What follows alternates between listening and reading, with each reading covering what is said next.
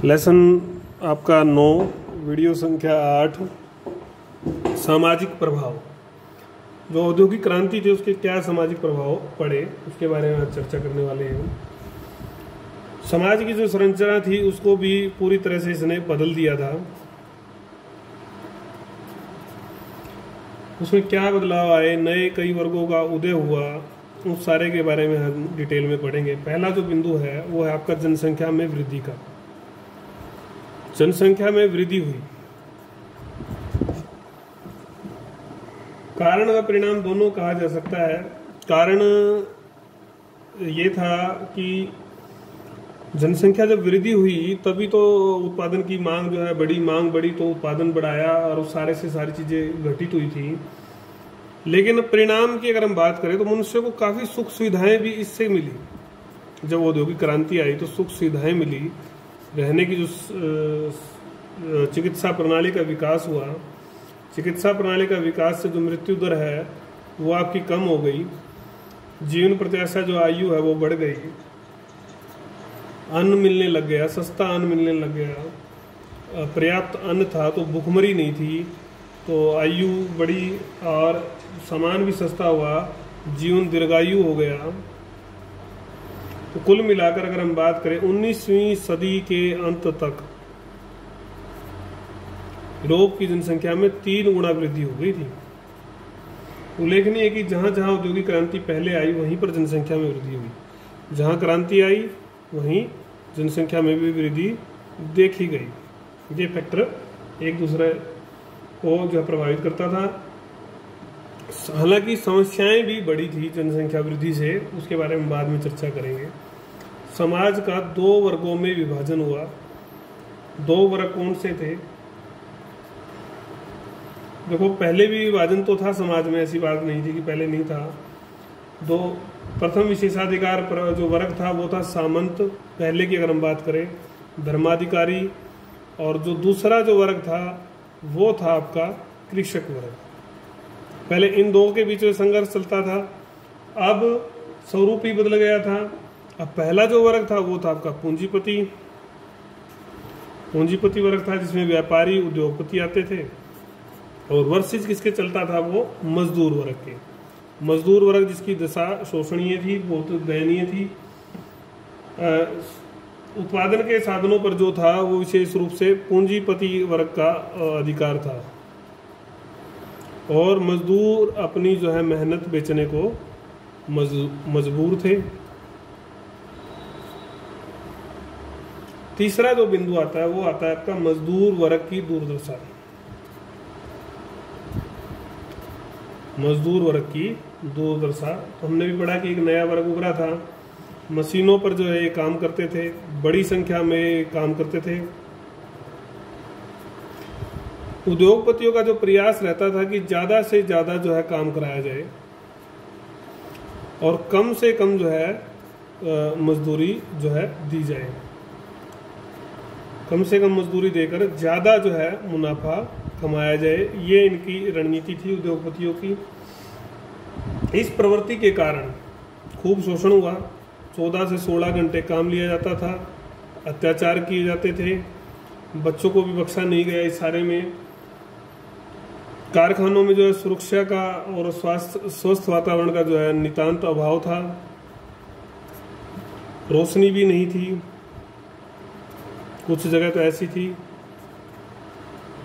और इससे जो है बच्चों के और खासकर स्त्रियों के स्वास्थ्य पर बुरा जो है प्रभाव पड़ा। आवास व्यवस्था भी कैसी थी, बहुत सारी जो जगह थी वो सीलन भरी थी, सीलन के जो कमरे थे उनमें रहने पर वो मजबूर थे।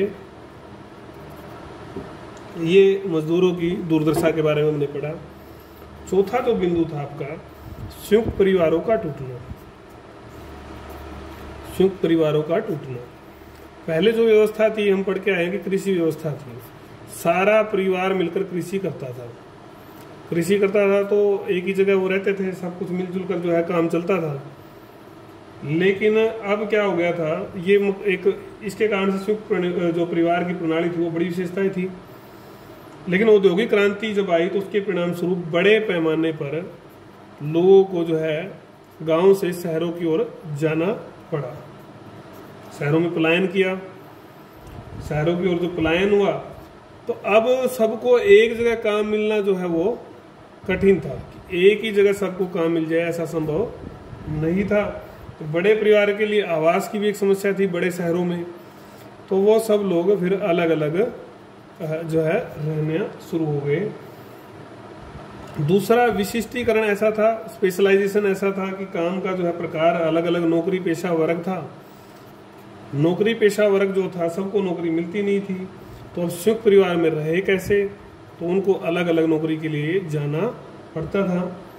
तो इस सारे ने परिवार व्यवस्था को तोड़ दिया। एकल जो है ना परिवार प्रणाली आई जिसमें मियाँ बीबी और 2 बच्चे, मतलब पति पत्नी और बच्चे ही उसमें रहते थे। 5वां बिंदु आता है जन शिक्षा का। अब ये उद्योग धंधे चलाने थे, ये सारा काम करना था, औद्योगिक क्रांति आ गई थी। कृषि में तो किसी विशेष दक्षता और योग्यता की आवश्यकता महसूस नहीं की जाती थी, लेकिन इसके लिए औद्योगिक क्रांति के लिए जरूरी थी। तो नई जो व्यवस्था आई इसमें इनका महत्व जो है शिक्षित व्यक्तियों का, प्रशिक्षित व्यक्तियों का महत्व जो है बढ़ा। तो इस जन शिक्षा की जो है शुरुआत हुई, इसकी तरफ ध्यान दिया गया सरकार की ओर से भी। ये ऐसा नहीं था कि अकस्मात ऐसा हुआ हो, धीरे धीरे ही इसमें भूतपूर्व जो है प्रगति हुई। क्रांति का एक बड़ा फैक्टर था शिक्षा का मानकीकरण किया गया, स्टैंडर्ड बनाए गए कि भी इतनी शिक्षा, ये डिग्री, ये टाइम, इतने टाइम में होगी। विशिष्टीकरण किया गया, ये डिप्लोमा, ये आपकी डिग्री इस प्रकार से होगी। तो ये बनाए गए नियम। प्राथमिक स्तर की शिक्षा है आपकी, माध्यमिक स्तर की है, उच्च लेवल की शिक्षा है, तो उसको में भी इसको विभाजित किया गया। शिक्षण संस्थाएं फैक्ट्रियों के समान, जैसे फैक्ट्रियों में बड़ी संख्या में माल बनता था, उसी तरह से शिक्षण संस्थाएं भी एक बड़ी संख्या में जो है लोगों को शिक्षा दे रही थी, शिक्षित व्यक्तियों का वर्ग तैयार कर रही थी, जो आने वाले समय में औद्योगिक समाज की जरूरतों को, धंधों को पूरा करने वाले थे। तो ये शिक्षा व्यवस्था कुल मिलाकर एक वरदान साबित हुई। छठा बिंदु जो है आपका मनोरंजन के तरीकों में परिवर्तन। मनोरंजन के तरीकों में परिवर्तन आया। पहले तो कृषि ही करते रहते थे या कोई मैनुअल जो कुछ लोग करते थे। अब क्या आ गए, कुछ यंत्र आ गए। यंत्र में क्या आया आपका, फोनोग्राम आया, रेडियो आया, सिनेमा आया, टेलीविज़न भी आया, आपने पढ़ा ही होगा। तो काफ़ी सुविधाएं जो है पैदा हो गई। तो अब लाखों लोग एक ही तरह के गाने देख सकते थे, चित्र देख सकते थे, फिल्म देख सकते थे। पहले मात्र ऊंच वर्ग के लोग, पहले जो था मात्र ऊंच वर्ग के लोग ही जो है संगीत, नाटक, ओपेरा जिसको आपने सुना होगा, वो फिल्मों में दिखता है कई बार। वो कैसेट सी चलती है, बड़ी सी कैसेट रखी, उसके ऊपर एक ऐसे थोड़ा सा बिंदु सा लोहे का या जो भी धातु का वो रखा होता है, तो नाटक का जो है आनंद ले सकते थे वो।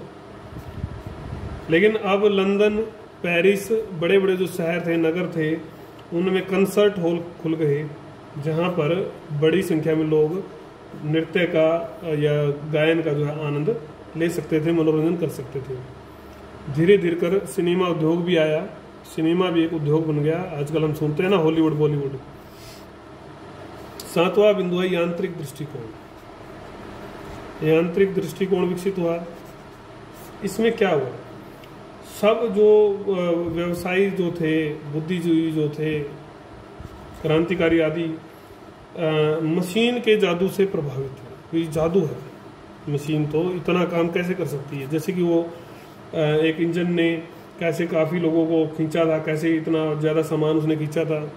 स्टीम इंजन था आपका, घड़ी थी, पिस्टन था, पंप था। इन सब को देखकर सब जो है ये अति प्रिय बन गए थे लोगों के। तो सारी व्यवस्थाएं जो है ना मशीनी व्यवस्था के इर्द गिर्द घूमने की। न्यूटन का जब सिद्धांत आया तो उसने भी समाज को बहुत प्रभावित किया। फ्रांस के ला मैत्रे नामक डॉक्टर ने घोषणा की, मनुष्य स्वयं एक मशीन है। कितनी बड़ी घोषणा थी, मनुष्य भी क्या है, मशीन है। राज्य को भी मशीन बता दिया, राज्य को राजनीतिक मशीन बना दिया गया, सब काम करे। लेकिन लेनिन ने कहा राज्य मजदूरों को दबाने के लिए एक मशीन से अधिक कुछ नहीं है। ये अलग अलग लोगों ने अपने अपने विचार रखे। सामाजिक प्रभाव के ऊपर हमने चर्चा की, दोबारा से आप देख लें। पूरी तरह से संरचना को इसने बदल दिया था, नए कई वर्गों का उदय हुआ।